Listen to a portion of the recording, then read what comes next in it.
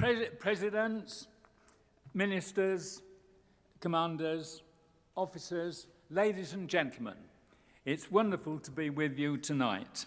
It really is. And it is certainly an honour to be with you and share some of the memories from all those years when I am going back 67 years. And that was post-war. But at the age of 89, if you noticed, a different accent. And that is because I'm from the UK. But I have had relationships with you good Americans way back when I was 18. And I was constricted for 2 years with the Royal Army Medical Corps in the UK. And after training and 5 months in Japan, I got a wonderful surprise. Well, a surprise. And that was that I was being posted to Korea. And the surprise was it was to be joining with Americans. And that was, I was left to set up and establish a British Commonwealth Medical Detachment in the 121st US Evacuation Hospital. And there I was. And I was the only one amongst 3,000 Americans. But guess what? They looked after me very well indeed. Most, I think if not all, were that little bit older than myself. But they looked after me very well indeed and gave me a lot of education.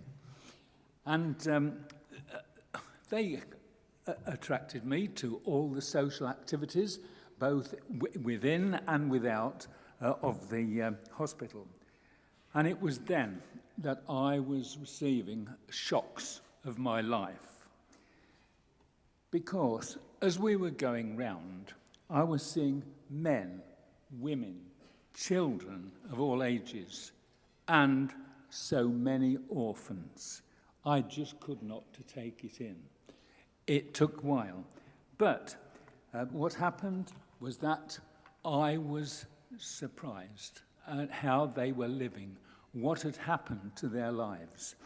And certainly, I found that the men and women in particular, they had suffered so much. And now, as I saw them, what was happening was that the terrible suffering had disappeared. The fear, the exhaustion, and uncertainty. But here in 1955, they had so little. But the hardships were soon replaced with welcoming smiles, hope, and a confident future. Those reminiscences have been throughout my life, always. For me, it was a great period of career development in such a short time. I could not have found it elsewhere. My life was changed very much. I went to Korea a boy. I returned to England a man. You had done so much. And back in the UK, I am a member of the British Korean Society with connections throughout England and Wales. And in fact, on Monday evening, I shall be attending one of their events and discussing the peace that we have heard today with the diplomat and others. I have been an active member of the British Korean War Veterans Association, where I have met numerous veterans, many who served in the war.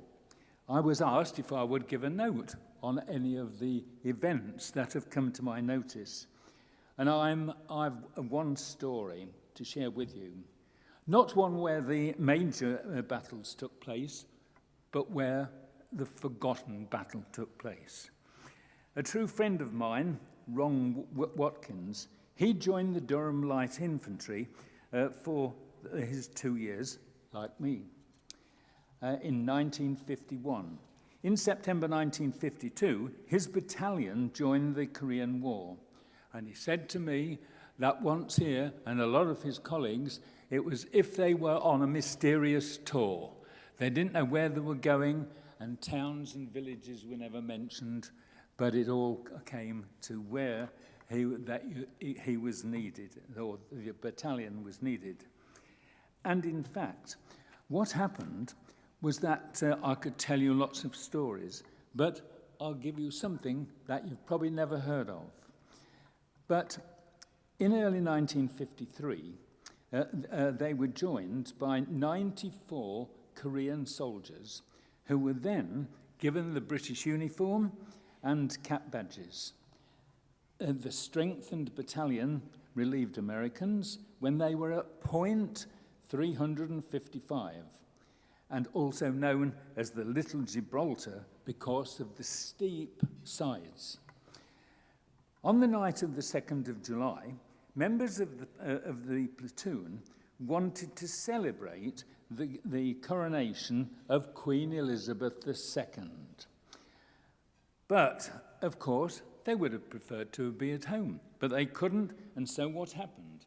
The members of the platoon, they decided what they would do is to stake out the royal cipher E11R in red and yellow fluorescent aircraft recognition panels, so that the next morning the Chinese would see these.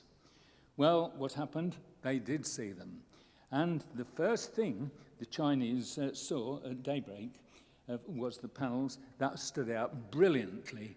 And they must have thought, what a load of stupid English people. But midway through the morning, every 25-pounder gun in the Commonwealth Division began firing red, white, and blue smoke onto the Chinese. And that must have told them that the English must be mad. And from there, they, on the 27th of July, unfortunately, it was ferocious. So far, they'd been paroling everywhere, here, there, and everywhere, and they had never been successful in finding or keeping any of the Chinese. And on this occasion, on this night, their defense was really hit so badly and ambushed. And at 10 o'clock that night, unfortunately, the battalion's buglers sounded, "Cease fire." The battalion lost 24 dead, including 2 attached Koreans, 3 missing, and 124 wounded. The battalion left Korea in September, and we will certainly remember those who lost their lives.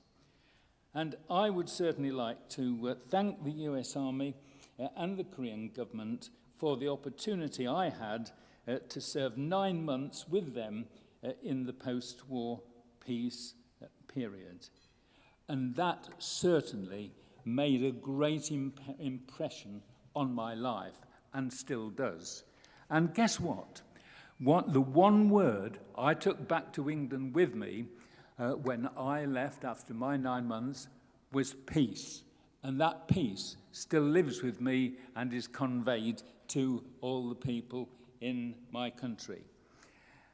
And what I would like to do now, on behalf of my country, United Kingdom, and all the other countries, Australia, New Zealand, Canada, all of those, and also on behalf of King Charles III, and the governments, and the businesses, and certainly those who served in the Korean War, I would like to give a great salute to the Republic of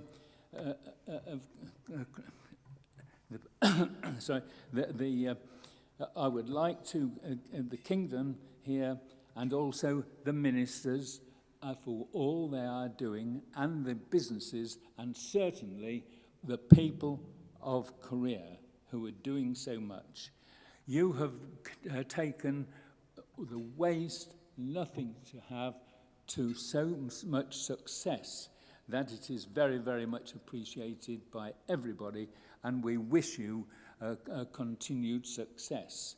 You've certainly, your current operations in this country, a great success and contributing so much for your enviable reputation which goes round the world. Well done, and please continue, and may it continue with peace too. Thank you very much. Thank you. 네, 감사합니다.